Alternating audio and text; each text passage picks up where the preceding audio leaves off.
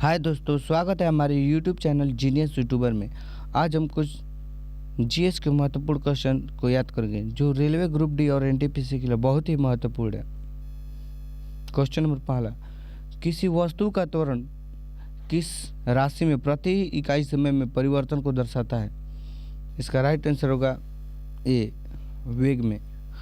त्वरण का सूत्र होता है ए बराबर v minus you by T. त्वरण का SI मात्रक होता है मीटर प्रति सेकंड स्क्वायर और यह एक सदिश राशि है।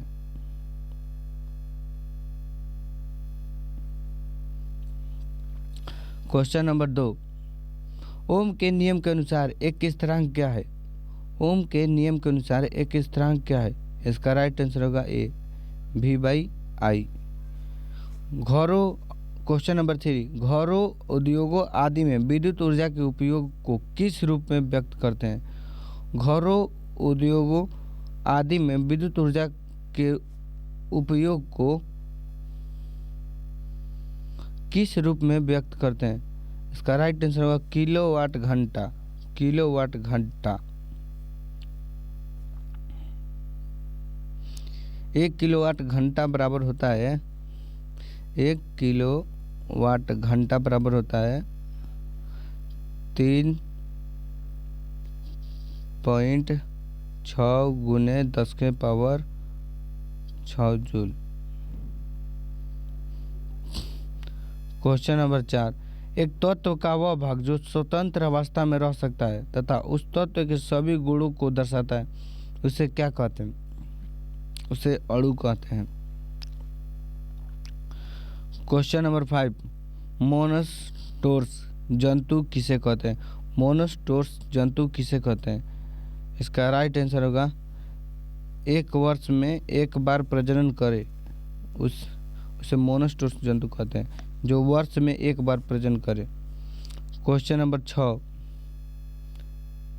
वे तत्व जिनमें परमाणु संख्या समान हो परंतु परमाणु भार अलग अलग हो क्या कहलाते हैं? इसका राइट आंसर होगा समस्थानिक। एक सामान्य बातचीत में 3 गुने 10 के power minus 6 W metre inverse square की ध्वनि तीव्रता है। इस तीव्रता को डेसिबल में कितना होगा? इसे डेसिबल में मान होगा 64.7 dB। Question number 8,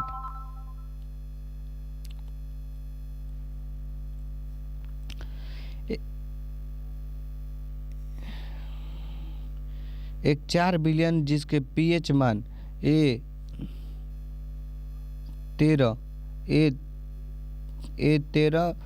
B9 A13 X9 Y2 और Z6 है, इनमें से सबसे प्रबल अम्ल कौन है?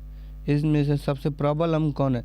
तो जितना कम होता है उतना प्रबल अम्ल होता है। 7 से जितना कम होता है उतना प्रबल अम्ल होता है और 7 से जितना ऊपर होता है वो क्षार होता है। तो सबसे प्रबल अम्ल पूछेगा तो हो जाएगा इसका राइट आंसर 2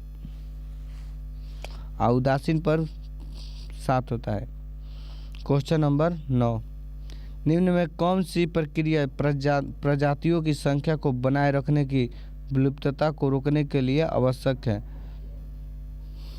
क्वेश्चन नंबर 9, निम्न में कौन सी प्रक्रिया जातियों की संख्या को बनाए रखने की और उनकी विलुप्तता को रोकने के लिए आवश्यक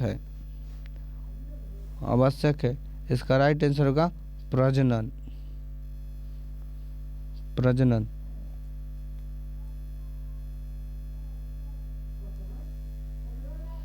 इसका राइट आंसर होगा प्रजनन।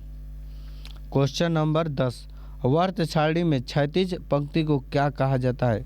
इसका राइट आंसर होगा अवर्त। और अवर्त सारणी में उदग्र पंक्ति को क्या कहते हैं? तो उसका राइट आंसर होगा समूह।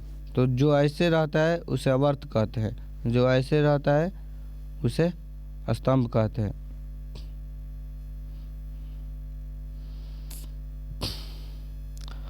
पौधों को कौन से गैस कौन पौधों को कौन गैसों के आदान प्रदान में सहायक करता है? तो इसका राइट आंसर होगा पत्तियां। क्वेश्चन क्वेश्चन नंबर 12, डैश के जमाव के कारण, खाली जगह के जमाव के कारण दृढ़ ऊतक की कोशिका भित्तियां मोटी होती है। तो इसका राइट आंसर होगा लिंगन के कारण, लिंगन कारण। क्वेश्चन नंबर 13, दो वस्तुओं के बीच की दूरी दुगनी को यदि, क्वेश्चन नंबर 13 का है, दो वस्तुओं के बीच की दूरी को यदि दुगना कर दिया जाए तो इन दोनों के बीच बल का प्रभाव क्या होगा? तो इसका राइट आंसर होगा 1/4। को इसका सूत्र होता है F बराबर G m1m2/r²। और दूरी का रहा है दुगुना कर दिया जाए, r बराबर 2, तो r2 हो जाएगा। तो ये सब माने कि F बराबर m1 बराबर 1, m2 बराबर 1 और गुण 2, तो 2 के स्क्वायर, तो F बराबर 1/4। इसका राइट आंसर होगा 1/4 गुना। क्वेश्चन नंबर 14, आप उस जीव को किस जगत में रखेंगे जो एक कोशीय यूकेरियोटिक या सुकेंद्रिकी या प्रकाश संश्लेषक हो? तो प्रकाश संश्लेषण पहले कौन लेते हैं? तो प्रकाश संश्लेषण प्लांट लेते हैं, तो इसलिए इसका राइट आंसर होगा प्लांट ही। निम्न में कौन सबसे कम अभिक्रियाशील है? तो इसका राइट आंसर होगा हाइड्रोजन। इंफ्रासोनिक तरंग कौन है? तो इसका राइट आंसर होगा 20 हर्ट्ज से कम इंफ्रासोनिक तरंग। गुरुत्वीय त्वरण की इकाई किसके बराबर होती है? तो गुरुत्वीय त्वरण की इकाई किसके बराबर होती है? तो इसका राइट आंसर होगा त्वरण के। गुरुत्वीय त्वरण जी बराबर 9.8 मीटर प्रति सेकंड स्क्वायर होता है, और त्वरण का भी मीटर प्रति सेकंड स्क्वायर होता है, इसलिए दोनों का इकाई सेम है।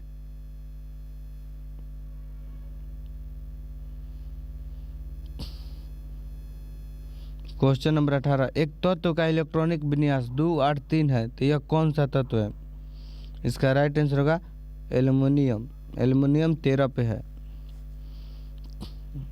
क्वेश्चन नंबर 19, किसी वस्तु पर किया गया कार्य किस पर निर्भर नहीं करता है?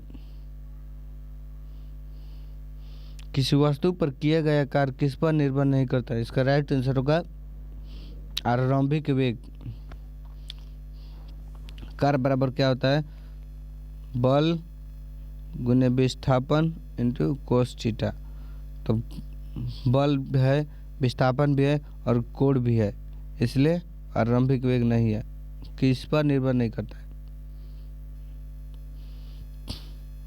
क्वेश्चन नंबर 20, सल्फर कहाँ मौजूद नहीं होता है?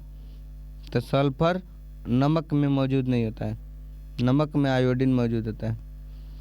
क्वेश्चन नंबर 21, पृथ्वी की ओर मुक्त रूप से गिरती वस्तु की कुल ऊर्जा होती है। क्वेश्चन नंबर 21 का है कि पृथ्वी की ओर मुक्त रूप से गिरती वस्तु की कुल ऊर्जा होगी अपरिवर्तित।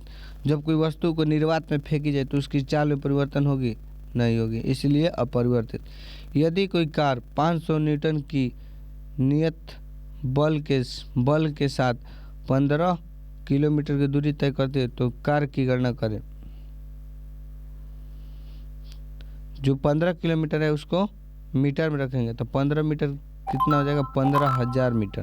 तो इसलिए W बराबर 500 गुने 15,000, तो 15 7 75, 1 2 3 4 5 को 0 जूल। इसका राइट आंसर होगा 75 रुपये 5 गो जीरो जूल। क्वेश्चन नंबर 23, यदि 138 ग्राम एथिल अल्कोहल को 72 ग्राम पानी में मिलाया जाए तो पानी की तुलना में अल्कोहल के मोल का अनुपात क्या होगा? इसका राइट आंसर होगा 3:4। क्वेश्चन नंबर 24, एक वस्तु 4 सेकंड में 20 मीटर तथा अगले 30 सेकंड में 15 मीटर चलती है तथा अंतिम 2 सेकंड में 10 मीटर चलती है तो औसत चाल बताएं। तो औसत चाल बताएं तो 20 मीटर, 15 मीटर और 10 मीटर कुल मिलाकर हो गया 20 मीटर, 15 मीटर, 10 मीटर तो हो गया 45 मीटर। औसत चाल 4 सेकंड, 3 7 सेकंड, 7 2 9 सेकंड, 9 सेकंड और कट कर हो जाएगा 5। औसत चाल बराबर 5 मीटर। Answer 5 metre.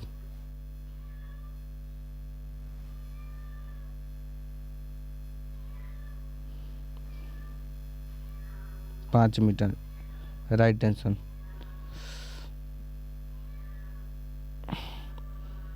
मीटर प्रति सेकंड। आज के लिए बस इतना ही। जय हिंद।